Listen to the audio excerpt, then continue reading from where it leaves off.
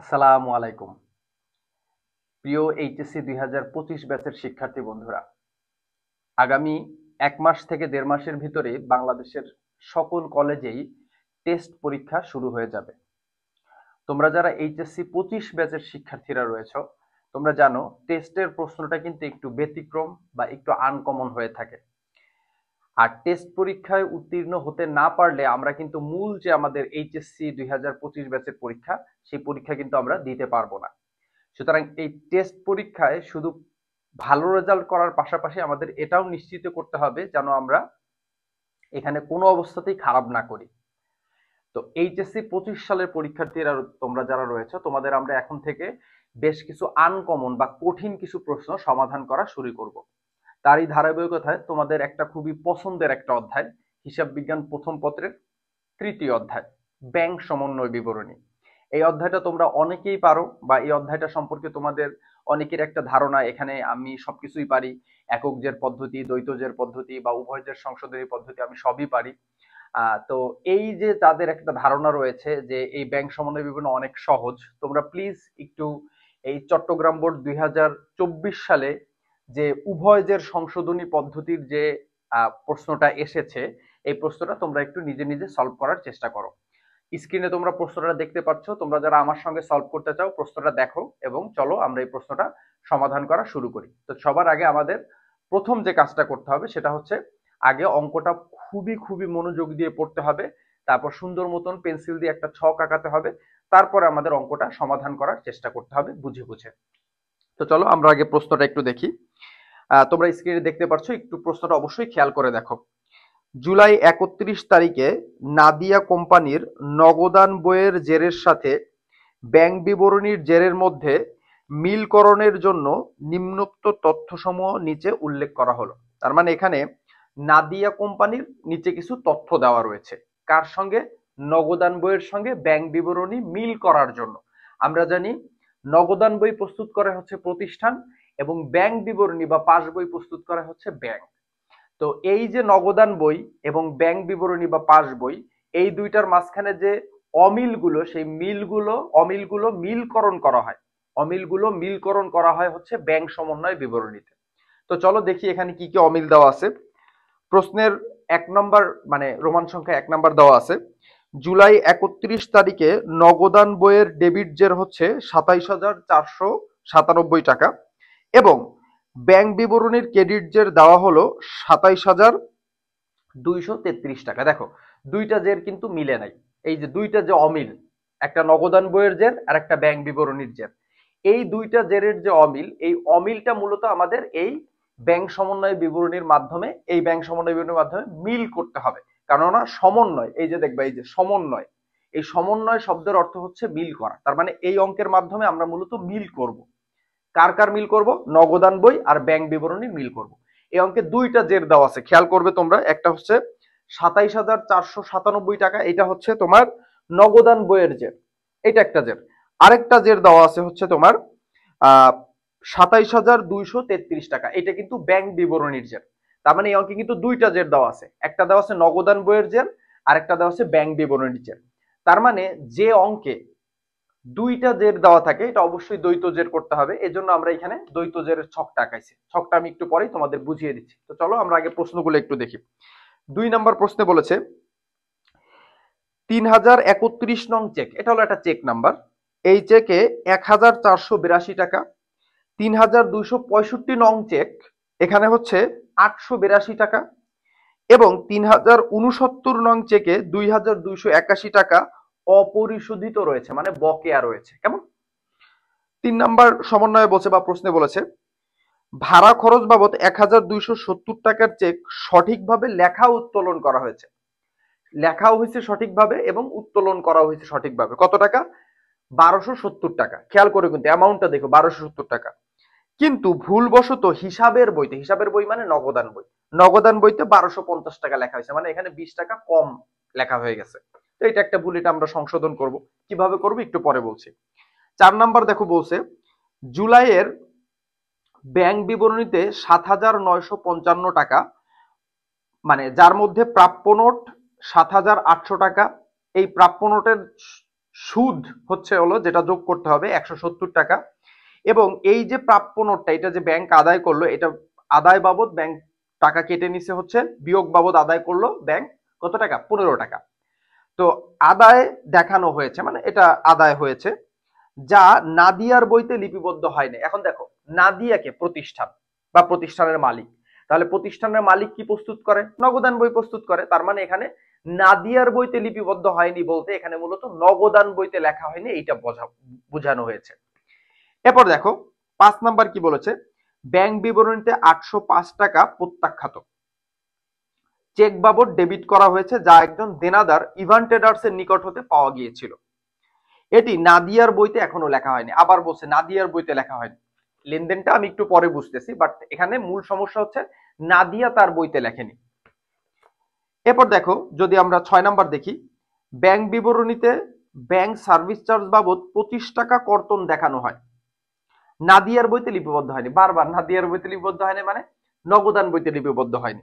প্রতিষ্ঠানের মালিকের বই মানেই নগদান বই। কেমন? 6 নাম্বার বলেছে, সরি 7 নাম্বার বলেছে, জুলাই 31 তারিখে নাদিয়া তাদের দৈনিক প্রাপ্তি 11,514 টাকা নৈশকালীন ব্যাংকে জমা করেন। নৈশকালীন মানে রাতে ব্যাংকে জমা করছে। এখন বলতে স্যার রাতে কি ব্যাংক খোলা থাকে? বাবা, এখন এটিএম বুথের মাধ্যমে তুমি রাতেও ব্যাংকে টাকা জমা দিতে পারবে। কেমন? আচ্ছা, নৈশকালীন ব্যাংকে জমা করে, যা জুলাইয়ের ব্যাংক বিবরণীতে প্রদর্শিত হয়নি। তার মানে এটা ব্যাংক বিবরণীতে লেখা হয়নি। তুমি যদি রাতে টাকা দাও তাহলে ব্যাংক কি সেটা রাতে লিপিবদ্ধ করবে? না, এটা ব্যাংক দিনের বেলা লিপিবদ্ধ করবে। তার মানে এটা জুলাই মাসে ব্যাংকে লিপিবদ্ধ হয়নি। তো প্রশ্নের যদি গ দাগের দিকে খেয়াল করো, আমরা গ দাগটা মূলত সমাধান করব না, সরি গ দাগ না, সরি এক্সট্রিমলি সরি, খ দাগ আমরা মূলত সমাধান করব। জুলাই 31 তারিখে নাদিয়া কোম্পানির ব্যাংক মিলকরণ বিবরণী প্রস্তুত করো। ব্যাংক মিলকরণ মানে হচ্ছে ব্যাংক সমন্বয়, কারণ সমন্বয় মানে হচ্ছে হলো মিল করা। তাহলে ব্যাংক মিলকরণ বিবরণী মানে হচ্ছে ব্যাংক সমন্বয় বিবরণী। এখন আমরা কিন্তু ভালো মতন জানি যে ব্যাংক সমন্বয় বিবরণী হচ্ছে একক জেরো হয়, দ্বৈত জেরো হয়। তো এটা হচ্ছে উভয় জের সংশোধনী। এটা কিভাবে বুঝলাম? একদম অঙ্কের শুরুতে চলে যাবে। অঙ্কের শুরুতে দেখো 1 নম্বরে কি বলছে, জুলাই 31 তারিখে নগদান বইয়ের ডেবিট জের হচ্ছে 27,497 টাকা। তাহলে এখানে একটা জের দেওয়া আছে নগদান বইয়ের, আরেকটা জের দেওয়া আছে ব্যাংক বিবরণীর ক্রেডিট জের। তার মানে আরেকটা ক্রেডিট জের দেওয়া আছে, কত টাকা সেটা? 27,233 টাকা। তার মানে যে অঙ্কে দুইটা জের দেওয়া থাকবে সেটা অবশ্যই দ্বৈত জের, আর যে অঙ্কে একটা জের দেওয়া থাকবে বা একটা ব্যালেন্স দেওয়া থাকবে, ওই জের আর ব্যালেন্স একই কথা বাবা। যে অঙ্কে একটা ব্যালেন্স দেওয়া থাকবে সেটা হলো একক জের, আর যে অঙ্কে দুইটা ব্যালেন্স দেওয়া থাকবে সেটা হলো দ্বৈত জের। আমার সঙ্গে একটু মুখে বলো, যে অঙ্কে একটা জের দেওয়া থাকবে সেটা হলো একক জের, আর যে অঙ্কে দুইটা জের দেওয়া থাকবে সেটা হচ্ছে দ্বৈত জের। তো আমরা অবশ্যই দ্বৈত জেরের ছক টানছি। ওই দ্বৈত জেরও যা, তোমার এই শব্দগুলো একটু মনে রাখবে। দ্বৈত জের মানে কি? দ্বৈত মানে কি? দুই। তাহলে দ্বৈত জেরও যা, এই উভয় জের সংশোধনীও কিন্তু তা, একই কথা। তো এর ছকটা কেমন একটু খেয়াল করো। প্রথমে ক্রমিক নং, বিবরণ এবং দুইটা টাকার ঘর, এই পাশেও ক্রমিক নং, বিবরণ এবং দুইটা টাকার ঘর। এইটা হচ্ছে হলো, তুমি খাতাটাকে অবশ্যই একটু এইভাবে করে নিবে। কেমন? খাতাটাকে অবশ্যই এইভাবে করে নিবে। কেমন? আচ্ছা, তো খেয়াল করো, তো আমরা এটার প্রশ্নের খ দাগের উত্তর করতেছি। ঠিক আছে, খ দাগের উত্তর করছি। তো আমরা প্রথমে যে কাজটা করব সেটা হলো, ওই যে দুইটা ব্যালেন্স দেওয়া আছে, ওই দুইটা ব্যালেন্স আমরা প্রথমে লিখব। তাহলে 1 নাম্বার কাজ কি সবাই বলো? ব্যালেন্স দুইটাকে লেখা। তো অঙ্কের ভিতর দেখো সুন্দর মতন ব্যালেন্স দেওয়া আছে, একটা দেওয়া আছে, এটাও এখানেও একটা দেওয়া আছে, দুইটা দেওয়া আছে। তো দুইটা ব্যালেন্স আমরা দুই পাশে লিখব। তো দেখো, নগদান বইয়ের ডেবিট জের হচ্ছে 27,497 টাকা। এটা হলো নগদান বইয়ের ডেবিট জের। নগদান বইয়ের ডেবিট জের। তাহলে নগদান বইয়ের ডেবিট জের মানে কি? নগদান বই অনুযায়ী ব্যাংক জমা। কি লিখছি? নগদান বই অনুযায়ী ব্যাংক জমা। কেমন? কত টাকা? 27,497 টাকা। 27,497 টাকা। কেমন? এই যে মানে ব্যালেন্সের যে টাকাটা, মানে প্রথম যে অঙ্কে তো দুইটা, যেহেতু উভয় জের, দুইটা জের দেওয়া থাকবে, এই প্রথম জেরের টাকাটা অবশ্যই সেকেন্ড কলামে লিখবা। তাহলে এটা হলো নগদান ব্যয় অনুযায়ী ব্যাংক জমা। আরেকটা দেওয়া আছে, সেটা হচ্ছে ব্যাংক বিবরণীর ক্রেডিট জের দেখানো হলো। তাহলে ব্যাংক বিবরণী ক্রেডিট জের মানে হলো ব্যাংক একটু নিচে নামাই লিখি, দেখতে একটু সুন্দর লাগবে না। ব্যাংক বিবরণী অনুযায়ী ব্যাংক জমা। কত টাকা ছিল? 27,233 টাকা। এটাও আমরা সেকেন্ড কলামে লিখবো, 27,233 টাকা। ঠিক আছে, এই যে আমরা দুই পাশে দুইটা ব্যালেন্স লিখলাম, এটাও 1 নাম্বার ক্রমিক নং, এটাও 1 নাম্বার। এটা হচ্ছে নগদান বই অনুযায়ী ব্যাংক জমা, এটা হলো ব্যাংক বিবরণ অনুযায়ী ব্যাংক জমা। একটু খেয়াল করো, প্রথমে ব্যালেন্স দুইটা আমরা লিখবো, এটা হলো প্রথম কাজ। এরপরের কাজ হচ্ছে আমরা সুন্দর মতন লিখবো যোগ, এখানেও লিখবো আমরা সুন্দর মতন, এই ব্যালেন্সের নিচে লিখবো যোগ। ঠিক আছে, এবার একটু ফাঁকা দিয়ে এখানে আমরা লিখবো হচ্ছে বিয়োগ।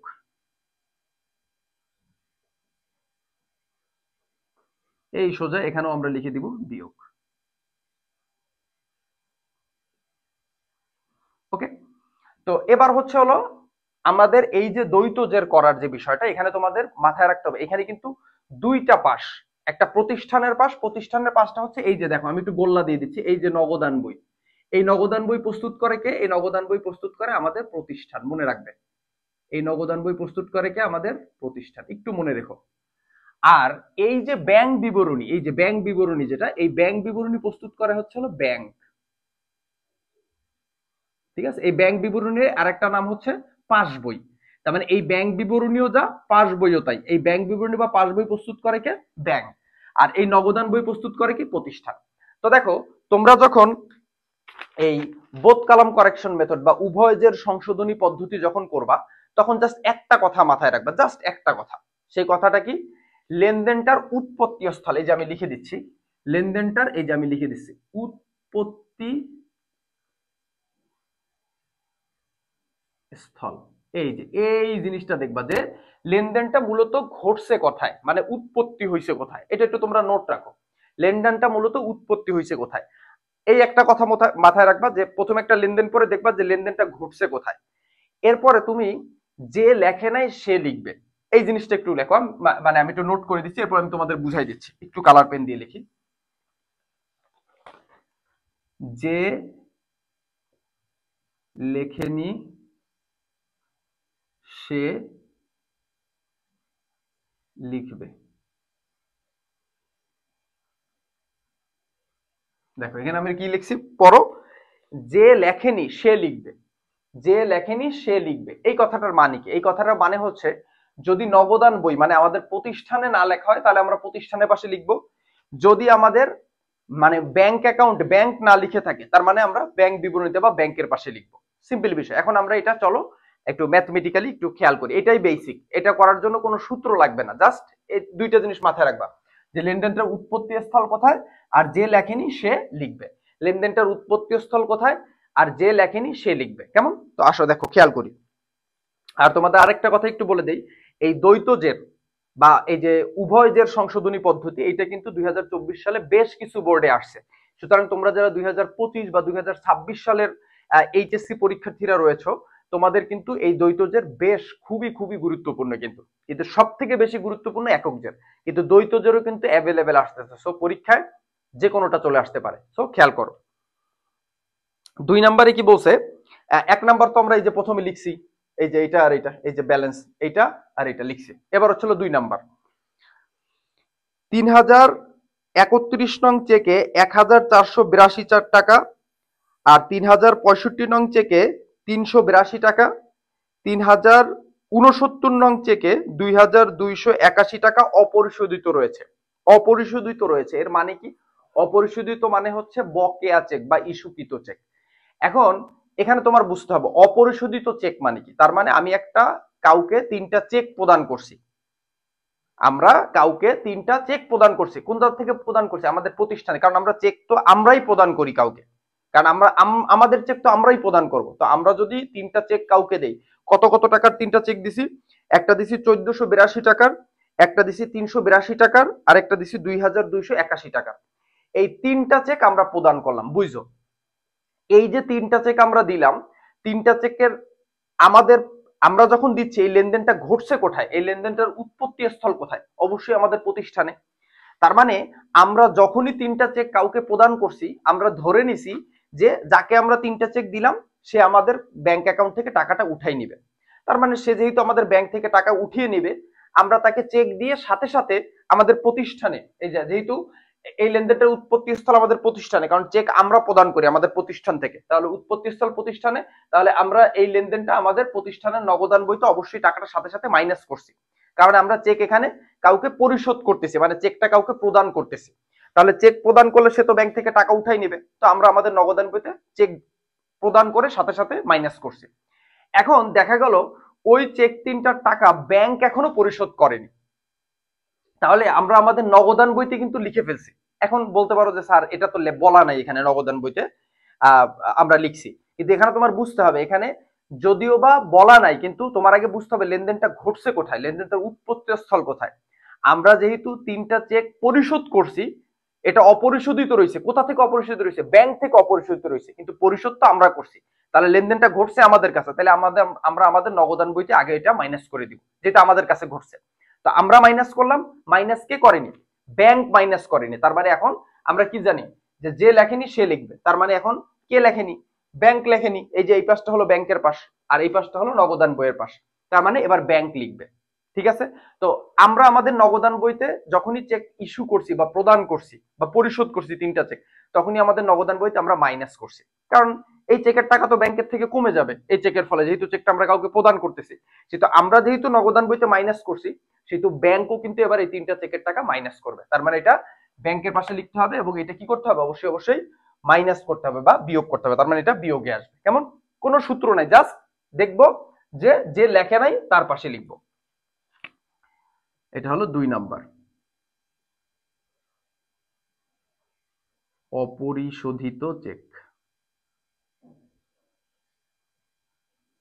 3টা চেক টোটাল, ঠিক আছে। তো 3টা চেকের টাকা একটু যোগ দিয়ে নিবা, 1482, একটু ক্যালকুলেটর লাগবে, 1482 প্লাস 382 প্লাস 2281, 3টা 4145, ঠিক আছে।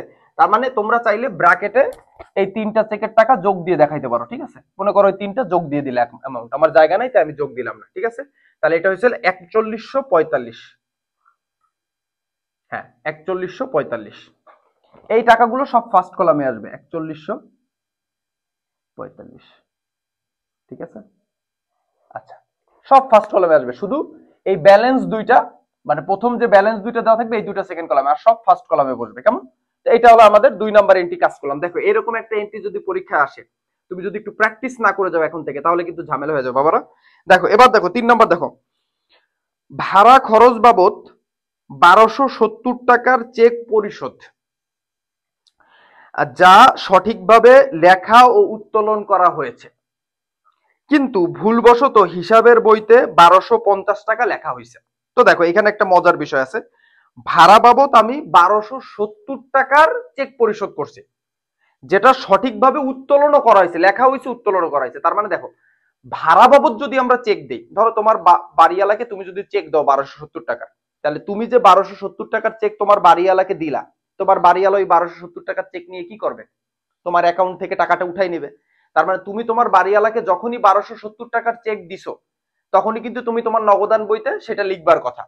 এখন তোমার বাড়িওয়ালাকে তুমি যখন 1270 টাকার চেক দিছো, সে এখানে উত্তোলন করছে 1270 টাকায়, তার মানে তোমার ব্যাংক থেকে কিন্তু 1270 টাকাই কমে গেছে। এখন এখানে ভুলটা কি হয়েছে দেখো, কিন্তু ভুলবশত হিসাবের বইতে 1250 টাকা লেখা হয়েছে। হিসাবের বই মানে নগদান বই, হিসাবের বই মানে কি, কারণ আমরা হিসাব রাখি কোথায়, নগদান বইতে।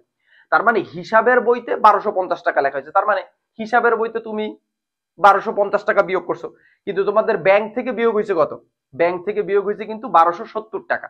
তার মানে ব্যাংক কিন্তু 1270 টাকাই বিয়োগ করছে, কিন্তু তুমি বিয়োগ করছো কত টাকা নগদান বইতে, তুমি বিয়োগ করছো 1250 টাকা। তার মানে তুমি কম বিয়োগ করছো। তাহলে কত কম টাকা কম বিয়োগ করছো, 20 টাকা কম বিয়োগ করছো, তাহলে ওই 20 টাকা তোমার এখন বিয়োগ করে দেখাতে হবে। তাহলে যেহেতু আমাদের নগদান বইতে আমরা কম লিখছি, নগদান বইয়ের যেহেতু এটা ভুল, ব্যাংক থেকে 1270 টাকায় উত্তোলন করছে, ব্যাংক থেকে 1270 টাকাই লেখা হয়েছে ব্যাংক তার পাস বইতে, তাহলে 1270 টাকা মাইনাস করছে।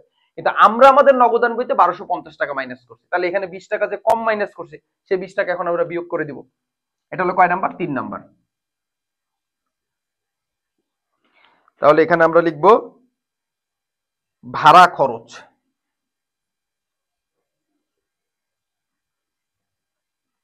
কত টাকা? 20 টাকা। সব ফার্স্ট কলামে যাবে, ঠিক আছে? 20 টাকা। ওকে, এই 20 টাকা কিভাবে বের করলাম? ওই যে 1270 থেকে 1250 টাকা বিয়োগ দিছি, বিয়োগ দিয়ে এই 20 টাকা বের করছি। তাহলে এই 20 টাকা আমাদের এখন কমাই দিলে হয়ে গেল। কারণ ব্যাংক তো 1270 টাকা যেহেতু চেক পরিশোধ করছি, বাড়িওয়ালা যেহেতু 1270 টাকায় উত্তোলন করছে, তার মানে ব্যাংক থেকে 1270ই কমছে। কিন্তু আমি আমার নগদান বইতে তো 1270ই বিয়োগ করার কথা, কিন্তু আমরা বিয়োগ করছি 1250 টাকা। তার মানে আমরা এখানে 20 টাকা আরো বিয়োগ করি নাই, কম করছি বিয়োগ। তার মানে সেই 20 টাকা এখন আমরা আমাদের নগদান বইতে এই যে বিয়োগ করে দিব। এই জন্য আমরা বিয়োগের ঘরে নিছি এই 20 টাকা, যেহেতু 20 টাকা আমাদের কমাই দিতে হবে। ঠিক আছে? আচ্ছা, আই হোপ তোমরা বুঝতে পারতেছো। আমি একটু সময় নিয়ে বুঝাচ্ছি, কারণ এই প্রশ্নটা তোমাদের অনেকের কাছে একটু আনকমন লাগতে পারে। এরপর আসো, আর এই ধরনের কোশ্চেন যদি তোমরা আরো সলিউশন চাও, ঠিক আছে, আরো ক্যাডেট কলেজের বা আরো ইম্পর্টেন্ট এরকম ঝামেলার কোশ্চেন যদি সলিউশন চাও, অবশ্যই তোমরা কমেন্টে আমাকে জানাবে, বা কোন কোশ্চেনটা চাও সেটাও জানাতে পারো। এরপর আসো 4 নাম্বার সমন্বয় কি বলছে। জুলাইয়ের ব্যাংক বিবরণীতে 7,955 টাকা, যার মধ্যে প্রাপ্য নোট হচ্ছে 7,800 টাকা, এবং ওই প্রাপ্য নোটের সুদ হচ্ছে হলো যেটা যোগ করতে হবে কত টাকা? 170 টাকা। প্রাপ্য নোট মানে প্রাপ্য বিল, মানে যে বিলের অর্থ আমরা পাবো। তো এবং এই যে প্রাপ্য নোটটা ব্যাংক আদায় করলো, এই আদায় বাবদ ব্যাংক 15 টাকা বিয়োগ করছে, মানে কেটে নিছে, চার্জ কেটে নিছে। তাহলে আমার কিন্তু প্রাপ্য নোটের দাম 7,800 টাকা। প্রাপ্য নোটের দাম কত? 7,800 টাকা। এই প্রাপ্য নোটের সুদও তো আমরা পাবো, যেহেতু প্রাপ্য নোট আমরা পাবো, তাহলে প্রাপ্য নোটের সুদও আমরা পাবো। তাহলে প্রাপ্য নোটের সুদ পাবো কত টাকা? 170 টাকা। তার মানে এইখানে এই দুইটা অ্যামাউন্টের ফলে কিন্তু আমাদের ব্যাংকে টাকা বাড়তেছে। 7,800 টাকা আমরা প্রাপ্য নোট বাবদ পাবো, আর 170 টাকা আমরা এই প্রাপ্য নোটের সুদ বাবদ পাবো। এই দুইটা অ্যামাউন্টের টাকা কিন্তু আমরা পাচ্ছি, এবং এই দুইটা অ্যামাউন্ট থেকে 15 টাকা বিয়োগ হচ্ছে, কারণ ব্যাংক এটা চার্জ আদায় করতেছে, বা আমাদের যেহেতু ব্যাংক আমাদের টাকাটা আদায় করে দিল প্রাপ্য নোটের, সেহেতু ব্যাংক এখানে 15 টাকা কেটে নিচ্ছে। তো যেটা কেটে নিচ্ছে এটা বিয়োগ হবে। আদায় দেখানো হয়েছে যা নাদিয়ার বইতে লিপিবদ্ধ হয়নি। তাহলে দেখো আমরা কি বলছি, যে লেখেনি সে লিখবে। তাহলে নাদিয়ার বই কোনটা তোমরাই বলো। নাদিয়া মানে কি? প্রতিষ্ঠান। আর প্রতিষ্ঠানের মালিক, প্রতিষ্ঠানের মালিক মানে প্রতিষ্ঠান, আর প্রতিষ্ঠান কি প্রস্তুত করে? নগদান বই। তার মানে নাদিয়ার বই মানে নগদান বই। নাদিয়ার বই মানে কি? নগদান বই। তার মানে এখানে বলছে নগদান বইতে লিপিবদ্ধ হয়নি। আর আমরা কি জানি? যে লেখেনি, লেখেনি মানে কি? লিপিবদ্ধ করেনি। যে লিপিবদ্ধ করেনি সে লিখবে, যে লেখেনি সে লিখবে। তাহলে নাদিয়ার বইতে আমাদের লিখতে হবে। তাহলে নাদিয়ার বইতে আমাদের ব্যাংক যদি প্রাপ্য নোটের টাকা আদায় করে এবং সেই বাবদ সুদ আদায় করে, তার মানে আমাদের ব্যাংক কিন্তু টাকাটা প্লাস করছে। সুতরাং আমরাও আমাদের নগদান বইতে টাকাটা কি করব? প্লাস করব। কারণ প্রাপ্য নোটের টাকা যদি ব্যাংক আদায় করে, সেটা যদি ব্যাংক তার ব্যাংক বিবরণীতে লিখে রাখে, তার মানে ব্যাংক এখানে টাকাটা প্লাস করছে, কারণ আমাদের অ্যাকাউন্টে টাকা বাড়ছে প্রাপ্য নোট আদায়ের ফলে। তাহলে এখন আমাদের নগদান বইতে আমরা টাকাটা প্লাস করে দেখাবো। তো এখানে আসো, এটা হলো তোমার 4 নাম্বার, প্রাপ্য নোট ও সুদ আদায়। কত টাকা? 7,800 টাকা আর 170 টাকা।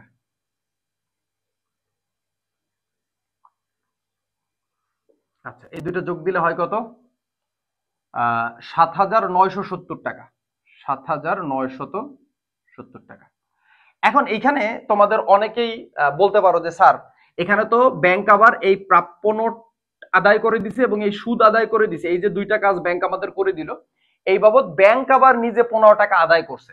তাহলে ব্যাংক যেটা আদায় করছে, তুমি চাইলে এই দুইটা যোগ দিয়ে এটা থেকে 15 বিয়োগ করেও দেখাইতে পারো। মানে তুমি এই দুইটা যোগ দিয়ে এখান দিয়ে ডাইরেক্ট 15 বিয়োগ করবা, বিয়োগ করে যে টাকাটা আসবে সেই টাকাটা এখানে লিখবা, ওটা করলেও হবে। বা এই যে 15 টাকা ব্যাংক কেটে নিল, এটা তো আমাদের ব্যাংক বিয়োগ করে দেখাইছে, সুতরাং আমরা আমাদের নগদান বইতে এটা বিয়োগ করে দেখাইতে পারবো। তার মানে এই 15 টাকা তুমি তোমাদের নগদান বইতে যোগেও লিখে দেখাইতে পারবা, বিয়োগে লিখেও দেখাইতে পারবা। কেমন? এখানে যোগের এখানে যদি দেখাও, তাহলে এখান থেকে 15 বিয়োগ করে যে টাকাটা আসবে সেটা লিখবা। হ্যাঁ, আর যদি বিয়োগে লেখো তাহলে সরাসরি বিয়োগে লিখবা, তোমাদের খুশি। যেভাবেই করো না কেন উত্তর মিলে যাবে, ঠিক আছে, টেনশন নাই। তাহলে এটাও তো 4 নাম্বারই হবে। তাহলে আমরা লিখবো হচ্ছে ব্যাংক আদায়। ব্যাংক আদায় করলো কত টাকা? 15 টাকা ব্যাংক আদায় করছে। আমি আবার বলতেছি, এই 15 টাকা যদি কেউ এই দুইটা টাকা যোগ দিয়ে যে হয়, এটা মানে যে টাকাটা হয় ওই টাকা থেকে যদি 15 টাকা বিয়োগ করে তারপরে যদি মূল টাকাটা এখানে লেখে তাও হবে। আর কেউ যদি 15 টাকা নিচে লেখে, ব্যাংক আদায় লিখে 15 টাকা যদি বিয়োগে লেখে তাতেও হবে। কারণ ব্যাংক যখন টাকাটা আদায় করছে 15 টাকা, ব্যাংক তার ব্যাংক বিবরণীতে কিন্তু মাইনাস করছে। হ্যাঁ, তো আমরা আমাদের নগদান বইতে বিয়োগ করে দেখাইতে পারি বা উপরে দেখাইলেও হবে, ঠিক আছে, কিন্তু বিয়োগ করে দেখাতে হবে। আই হোপ তোমরা বুঝতে পারতেছো। এবার 5 নম্বরে চলে আসো। ব্যাংক বিবরণীতে 805 টাকা প্রত্যাখ্যাত। প্রত্যাখ্যাত মানে প্রত্যাখ্যান করা বা রিজেক্ট করা। চেক বাবদ ডেবিট করা হয়েছে যা একজন দেনাদার ইভান ট্রেডার্স এর নিকট হতে পাওয়া গিয়েছিল। তার মানে এই দেনাদার ইভান ট্রেডার্স এর নিকট থেকে আমরা একটা চেক পেয়ে সেটা আমরা ব্যাংকে জমা দিয়েছিলাম, ব্যাংক সেটা প্রত্যাখ্যান করে দিছে, যেটা সাধারণত আমাদের এনএসএফ চেক বলি আমরা, যেটাকে নন সাফিসিয়েন্ট ফান্ড যেটাকে আমরা বলে থাকি, বা নট সাফিসিয়েন্ট ফান্ড যেটাই বলো না কেন, যে জমাকৃত চেক প্রত্যাখ্যান। মানে আমরা একটা চেক ব্যাংকে জমা করতে পাঠাইছি, সেই চেকটা ব্যাংক প্রত্যাখ্যাত করে দিছে বা রিজেক্ট করে দিছে। এটি নাদিয়ার বইতে এখনো লেখা হয়নি। নাদিয়ার বই মানে হচ্ছে নগদান বই, তার মানে এখন নগদান বইতে এটা লিপিবদ্ধ করতে হবে। তার মানে দেখো, ব্যাংক যদি প্রত্যাখ্যাত করে, তো এইখানে দেখো মজার বিষয়টা কি, আমরা যখন দেনাদারের কাছ থেকে একটা চেক পেয়ে সেই চেকটা যখন ব্যাংকে জমা করতে পাঠাই, এটা হলো জমাকৃত চেক। তো জমাকৃত চেক যখন আমরা ব্যাংকে পাঠাচ্ছি, তখন এটা আমাদের প্রতিষ্ঠান থেকেই তো আমরা ব্যাংকে টাকাটা বা মানে ব্যাংকে চেকটা জমা করতে পাঠাই। আমরা যখন দেনাদার ইভান ট্রেডার্স এর কাছ থেকে একটা চেক পাই, সেই চেকটা তো আমরাই প্রতিষ্ঠান থেকে ব্যাংকে পাঠাই। তো আমরা প্রতিষ্ঠান থেকে যখন ব্যাংকে পাঠালাম, আমরা সাথে সাথে আমাদের প্রতিষ্ঠানে টাকাটা কিন্তু প্লাস করে দেখাইছি। তো আমরা যখনই প্লাস করে দেখাইছি, কিন্তু এখানে ঘটছে কি, ব্যাংক কি টাকাটা প্লাস করছে নাকি ব্যাংক চেকটা প্রত্যাখ্যান করে দিছে? ব্যাংক তো চেকটা প্রত্যাখ্যান করে দিল। তাহলে ব্যাংক যদি চেক প্রত্যাখ্যান করে দেয়, তাহলে ব্যাংকে কি বাড়ছে বা কমছে? না, ব্যাংকে বাড়েও নি কমেও নি, ব্যাংকে আগের ব্যালেন্সই আছে। কিন্তু এই যে আমরা ভুলে আন্দাজে নগদান বইতে টাকাটাই যে বাড়াইছি, কারণ আমরা যখনই চেক জমা করি তখনই ধরে নেই যে এই চেকের ফলে আমাদের ব্যাংকে টাকা বাড়বে।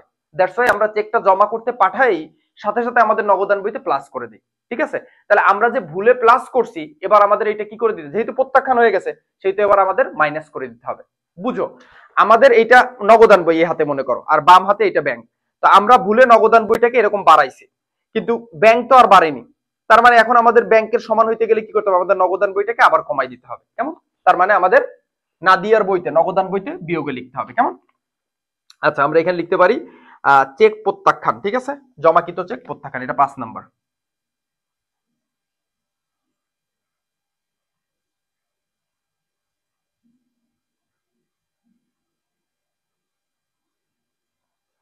জমাকৃত চেক প্রত্যাখ্যাত কত টাকা? 805 টাকা, ঠিক আছে। আচ্ছা, এরপরে দেখো 6 নাম্বার, ব্যাংক বিবরণীতে ব্যাংক সার্ভিস চার্জ বাবদ 25 টাকা কর্তন দেখানো হয়েছে যা নাদিয়ার বইতে লিপিবদ্ধ করা হয়নি। দেখো, ব্যাংক বিবরণীতে, ব্যাংক বিবরণী মানে কি, ব্যাংক সার্ভিস চার্জ বাবদ 25 টাকা কর্তন করে দেখানো হয়েছে। তাহলে দেখো, ব্যাংক যদি সার্ভিস চার্জ কর্তন করে, সার্ভিস চার্জ কর্তন মানে কি, তোমার ব্যাংকে যে টাকাটা জমা ছিল সেই টাকা থেকে ব্যাংক টাকা কেটে নিছে। তাহলে ব্যাংক যদি টাকা কেটে নেয়, তাহলে ব্যাংকে কিন্তু টাকাটা, লেনদেনটা ঘটছে কোথায় আগে সেটা বলো, লেনদেনের উৎপত্তি স্থল কোথায়? লেনদেনের উৎপত্তি স্থল ব্যাংকে। তাহলে ব্যাংক যখন চার্জ করছে, তখন ব্যাংক সাথে সাথেই কিন্তু তার ব্যাংক বিবরণীতে টাকাটা মাইনাস করছে। তাহলে মাইনাস কে করে নাই এখনো? এখানে বলছে দেখো, নাদিয়ার বইতে লিপিবদ্ধ হয়নি। তার মানে নাদিয়ার বই মানে কি, নগদান বইতে এটা এখনো লেখা হয়নি। তাহলে ব্যাংক যখন চার্জ করে, টাকা কেটে নেয়, তখন তো আমাদের অ্যাকাউন্ট থেকে টাকা কমে যায়। তাহলে ব্যাংক যদি মাইনাস করে, তাহলে এখন আমাদের নগদান বই তো আমরা কি করবো, যেহেতু নাদিয়ার বইতে লেখা হয় নাই, যে লেখে নাই সে লিখবে। তাহলে নাদিয়ার বই বা নগদান বইতে এখন আমরা বিয়োগ করে দেখাবো। ব্যাংক বিয়োগ করলে আমরাও বিয়োগ করবো। কেমন? আচ্ছা, আমরা এটা বিয়োগে আসবো, সবই তো বিয়োগে চলে আসলো। তাহলে আমরা লিখবো ব্যাংক চার্জ 25 টাকা, ঠিক আছে, এটা হলো 6 নাম্বার।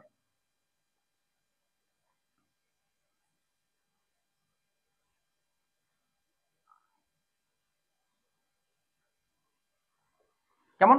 আচ্ছা, আই হোপ তোমরা বুঝতে পারছো। এবার দেখো, সর্বশেষ এন্ট্রিতে আমরা চলে এসেছি। জুলাই 31 তারিখে নাদিয়া তাদের দৈনিক প্রাপ্তি 11,514 টাকা নৈশকালীন ব্যাংকে জমা করে, যা জুলাইয়ের ব্যাংক বিবরণীতে প্রদর্শিত হয়নি। তার মানে দেখো এখানে কিন্তু বলছে কি, যে দেখো যে জুলাই 31 তারিখে, মানে একদম এটা তো এক মাসের অঙ্ক, জুলাই মাসের অঙ্ক, তো জুলাই মাসের একদম শেষ তারিখে যে কি করছে, নাদিয়া নৈশকালীন ব্যাংকে জমা দিছে। কত টাকা? নৈশকালীন মানে রাতে। তো এই নাদিয়া, এই যে প্রতিষ্ঠানের মালিক যে নাদিয়া, সেই নাদিয়া কি করছে, রাতে ব্যাংকে টাকাটা জমা দিছে, মানে এটিএম বুথের মাধ্যমে রাতে ব্যাংকে টাকাটা ডিপোজিট করছে, জমা দিছে। তাহলে নাদিয়া যদি রাতে টাকা ব্যাংকে জমা দেয়, তাহলে এটা তো নাদিয়া রাতে টাকা জমা দিয়ে এসেই তার নগদান বইতে টাকাটা প্লাস করে ফেলছে, মানে প্লাস করছে। যেহেতু টাকা জমা দিছে নাদিয়া, তার মানে ব্যাংকে টাকা বাড়বে, সেজন্য সুতরাং নাদিয়া সঙ্গে সঙ্গে মানে তার প্রতিষ্ঠানে এসেই নগদান বইতে টাকাটা প্লাস করছে, কারণ নাদিয়া তো নগদান বই প্রস্তুত করে। তো নাদিয়া নগদান বইতে প্লাস করছে, যেহেতু নাদিয়া টাকা নৈশকালীন রাতে জমা দিছে। কিন্তু এটা ব্যাংক বিবরণীতে লেখা হয়নি। ব্যাংক বিবরণীতে লেখা হয়নি মানে কি, ব্যাংক এখনো লেখেনি। আর আমরা কি জানি, যে যে লেখে নাই সে লিখবে, তার মানে এটা ব্যাংকের পাশে আমাদের লিখতে হবে। তাহলে ব্যাংকের পাশে আমরা কিসে লিখবো, যোগে লিখবো না বিয়োগে লিখবো? অবশ্যই যোগে লিখবো। কেন? কারণ আমরা, নাদিয়া যখন রাতে জমা দিছে, জমা দিলে নাদিয়া কি জানে, যে যেহেতু আমি টাকা জমা দিচ্ছি ব্যাংকে, সুতরাং আমার নাদিয়ার অ্যাকাউন্টে টাকা বাড়বে। তো নাদিয়া তো নগদান বইতে প্লাসই করছে, নাদিয়া নগদান বইতে প্লাস করছে, সুতরাং লেখে নাই কে? ব্যাংক লেখে নাই। কারণ রাতে তো আর ব্যাংক জানে না যে নাদিয়া ব্যাংকে জমা দিছে, ব্যাংক জানে না, ব্যাংক লেখে নাই, সুতরাং এবার ব্যাংকের পাশে লিখতে হবে। ব্যাংকের পাশে নাদিয়া যেহেতু প্লাস করছে নগদান বইতে, আমরাও ব্যাংকের পাশে যোগের এখানে লিখবো। ঠিক আছে, তাহলে আমরা লিখতে পারি কি, ব্যাংকে জমাকৃত অর্থ ব্যাংক বিবরণীতে লেখা হয়নি। এটা হলো কয় নাম্বার?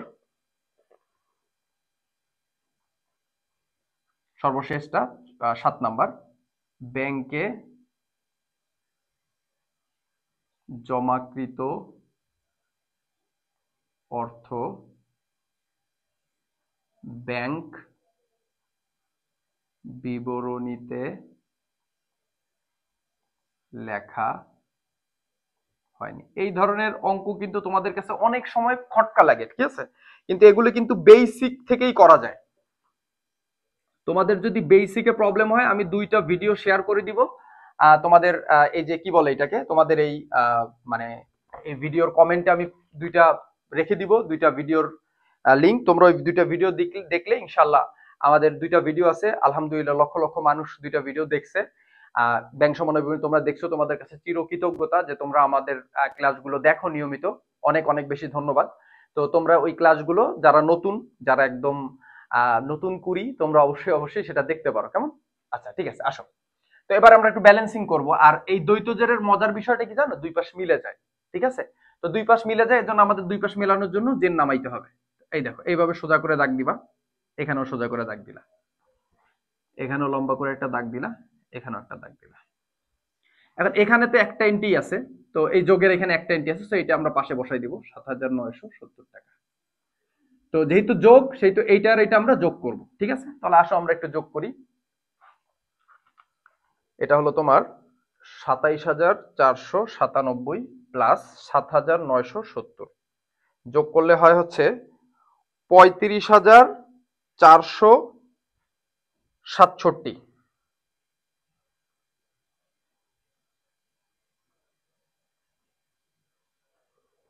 35,467। এবার আমরা এই আইটেম গুলো যোগ দিব, কত হয়, 20 প্লাস 15 প্লাস 805 প্লাস 25, যোগ করলে হয় 865। এবার যেহেতু এগুলো আমাদের বিয়োগ করতে হবে, সেহেতু এই টাকা থেকে এই টাকাটা আমরা বিয়োগ করব। তাহলে 35,467 বিয়োগ আনসার করলে হয় 34,602।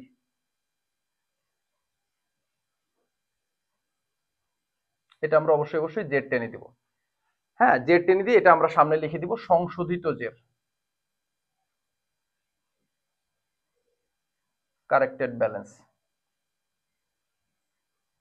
একদম উত্তরের সোজা লিখবা সংশোধিত জের। এবার এই পাশে আসো, এখানে তো একটা এন্ট্রি আছে, সো এটা এই পাশে বসে যাবে, 11,514। যেহেতু যোগ, সেহেতু এই অ্যামাউন্ট আর এই অ্যামাউন্টটা আমরা যোগ দিব। তাহলে 11,514 প্লাস 27,233 যোগ করলে হয় 38,747।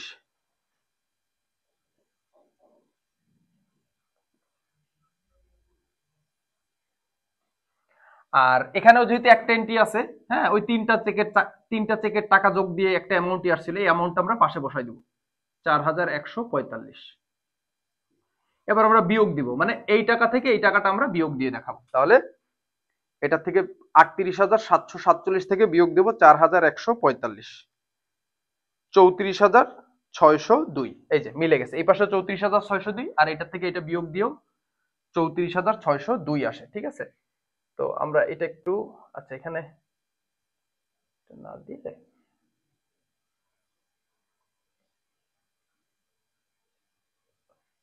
একটু এই সোজা রাখবো, ঠিক আছে। ৩৪,৬০২ সোজা না রাখলে দেখতে খারাপ লাগে। এখানে লিখবো সংশোধিত জের।